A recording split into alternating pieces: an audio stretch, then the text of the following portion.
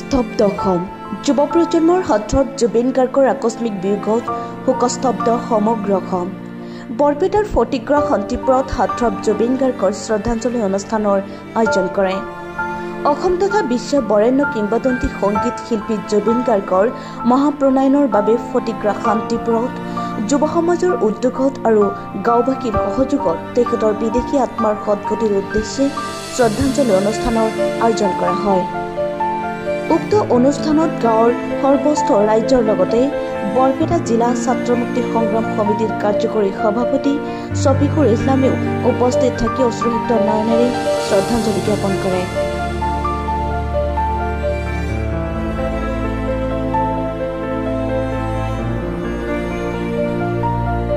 আজিৰ এই শোকহত অৱস্থাত এই দুখৰ সময়ত আমি আজিৰ এই কাৰ্যসূচীৰ জৰিয়তে সকলোৰে প্ৰিয়, সকলোৰে আপোন, সকলোৰে মৰমৰ, সকলোৰে শ্ৰদ্ধাৰ জুবিন দালৈ আমি অশ্ৰুসিক্ত নয়নেৰে আমি শ্ৰদ্ধাঞ্জলি জ্ঞাপন কৰিছোঁ। আৰু এই শ্ৰদ্ধাঞ্জলিৰ জৰিয়তে সকলোৱে ভাল পোৱা অসমৰ এনাজৰীৰ এজন পুৰুধৰুতা ব্যক্তি জুবিন দালৈ আমি সশ্ৰদ্ধ শ্ৰদ্ধাঞ্জলি আমি জ্ঞাপন কৰিছোঁ।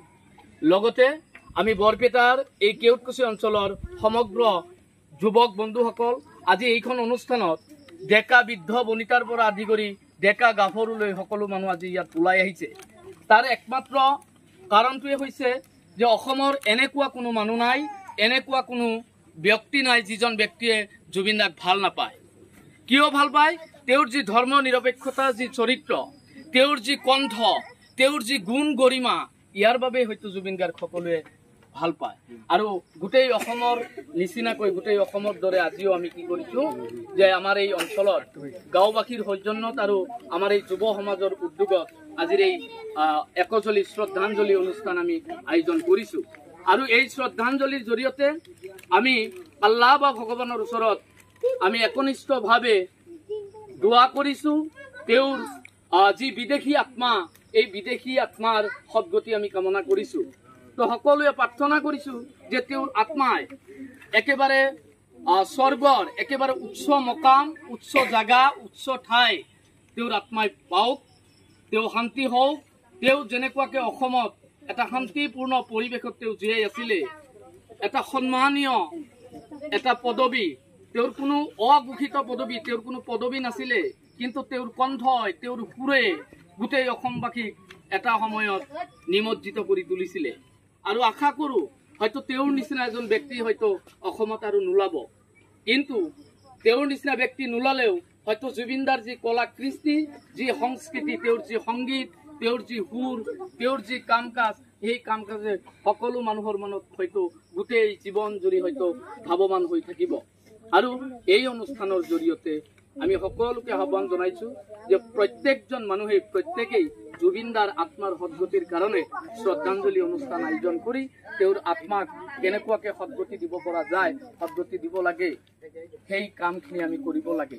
আৰু ইয়াত থকা, অকল ইয়াত থকা নহয়, অসমত 3,40,00,000 মানুহ অসমত আছে আৰু 3,40,00,000 মানুহে কিজানি জুবিন দাক ভাল পায়। হয়তো আঙুলিৰ মূৰত গণিব গ'লে হয়তো জুবিন দাক বেয়া পোৱা মানুহৰ সংখ্যা হয়তো নোলাব।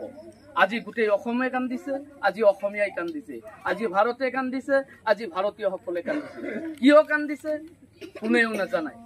হয়তো আমিও গুৱাহাটীত যাবলৈকে মন আছিলে, কিন্তু এনেকুৱাকে জনসাধাৰণৰ ভিৰ বা জনসাধাৰণৰ সমাগম হৈছে, হয়তো আমি যাবলৈ সক্ষম নহয়। আৰু তাৰ বাবে আমাৰ গাঁৱৰ সকলো মানুহ একত্ৰিত হৈ আমি এই একজলি শ্ৰদ্ধাঞ্জলি অনুষ্ঠানৰ আয়োজন কৰিছোঁ।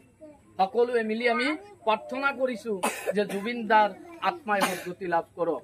হয়তো আমি চিৰ জীৱনে জুবিন দাক হয়তো মনত ৰাখিম, মনত থাকি যাব। তেওঁৰ যি কাম কাজ, সেই কাম কাজে মনত ৰখাই থৈ যাব।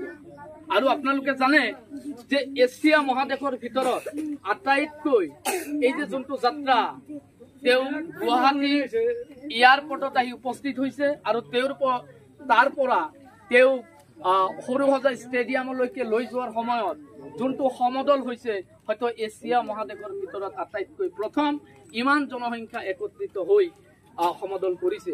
আৰু আপোনালোকে জানে যে পৃথিৱীৰ ভিতৰত ৪ৰ্থ স্থান লাভ কৰিছে তেওঁৰ এই সমদলে। কিয় যে আটাইতকৈ বেছি মানুহ হয়তো প্ৰথম আছিল প্ৰথম কোন আছিল আপোনালোকে সকলোৱে জানে প্ৰথম কোন আছিলে মাইকেল জেকসন আৰু তাৰ পিছতে চতুৰ্থ স্থান গোটেই পৃথিৱীৰ ভিতৰত কিমান মানুহ একত্ৰিত হৈছে হয়তো দ্বিতীয়বাৰৰ অসমত তেনেকুৱা পৰিৱেশ নাহিব আৰু আমি কামনা কৰো তেনেকুৱা পৰিৱেশ যাতে অসমত আকৌ পুনৰাই নাহে তো আমি ঐক্যবদ্ধভাৱে অসমীয়াৰ যি এনাজৰি মজবুত কৰি অসমীয়া কৃষ্টি সংস্কৃতি কলা সংস্কৃতিক আমি এইদৰে আগুৱাই লৈ যাব লাগিব জুবিন গাৰ্গৰ যি কাম কাজ সেই কাম কাজসমূহক আদৰুৱা কাম কাজসমূহক আমি সকলোৱে একত্ৰিত হৈ আগুৱাই লৈ যাব লাগিব আৰু এইখিনি কৈয়ে মই মোৰ বক্তব্য সামৰণি মাৰিছো আশা কৰো সকলোৱে জুবিন দাক মনত ৰাখিব আৰু মনত থাকিব জুবিন দা অমৰ হওক জুবিন দা অমৰ হওক we love Zubeen da we love Zubeen da I love Zubeen da I love Zubeen দা ধন্যবাদ